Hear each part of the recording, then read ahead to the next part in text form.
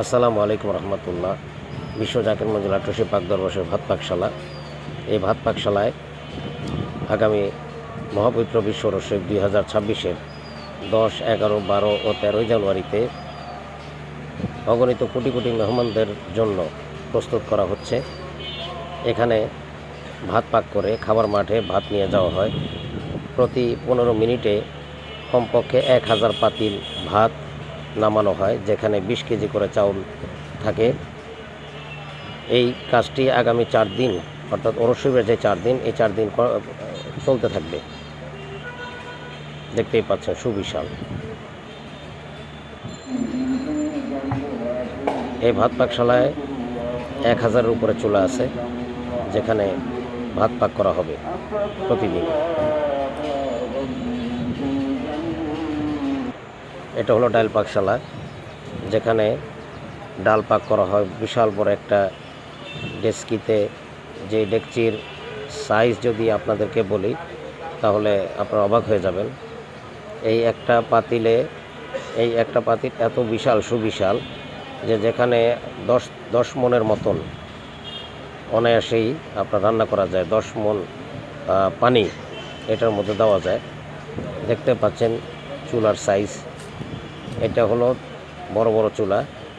এই একটা তামার পাতিল, বিশাল ওজন, এবং এই পাতিলের মধ্যে ডাল পাক করা হয় এবং এই ডালগুলো বিশ্ব জাকির মঞ্জিলের খাবার মাঠে পরিবেশন করা হয় খোদা তাআলার অগণিত কোটি কোটি মেহমানদেরকে। দেখতে পাচ্ছেন কি বিশাল পাতিল, সুবিশাল পাতিলে রান্না করা হয়। এটা হলো আলু সিদ্ধ পাকশালা, যেখানে আলুটাকে সিদ্ধ করা হয়। ওরস শরীফ চলাকালীন সময় এখানে আলু সিদ্ধ করা হয় এবং ওরস শরীফ বাদে এই জায়গাতে 12 মাস ভাত পাক করা হয়।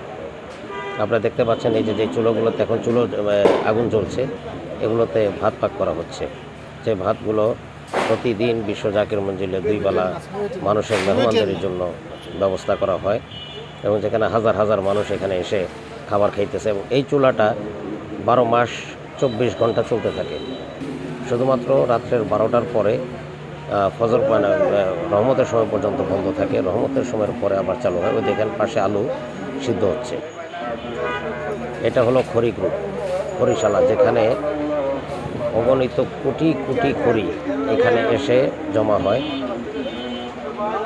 এই খড়িশালাতে যতগুলো খড়ি আপনারা দেখতে পাচ্ছেন, এগুলি বর্তমানে স্টক করা এবং আরও স্টক হবে আগামী ওরস শরীফ পর্যন্ত। এখানে অনেক পরিমাণে খড়ি আসতে থাকবে।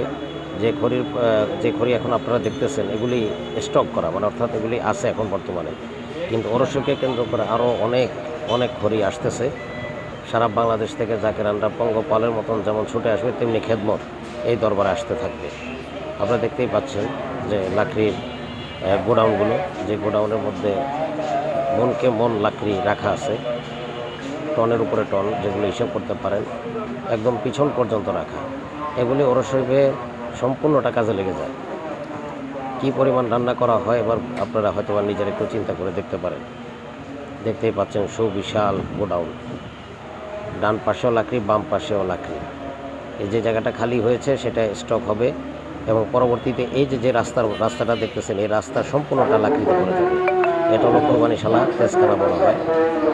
এই মাঠে আল্লাহর মেহমানদের উদ্দেশ্যে যে পশুগুলো আসে কোরবানি করা হয়, গরু, খাসি, ছাগল এখানে কোরবানি করা হয়। উট, দুম্বা, ভেড়া, যে প্রাণীগুলো কোরবানিযোগ্য সকল প্রাণী এখানে কোরবানি করা হয়। দেখতেই পাচ্ছেন। ধন্যবাদ আপনাদের সকলকে। ইনশাল্লাহ পরবর্তীতে আবার আপনাদের জন্য নতুন কোনো ভিডিও নিয়ে আমরা হাজির হব। আসসালামু আলাইকুম।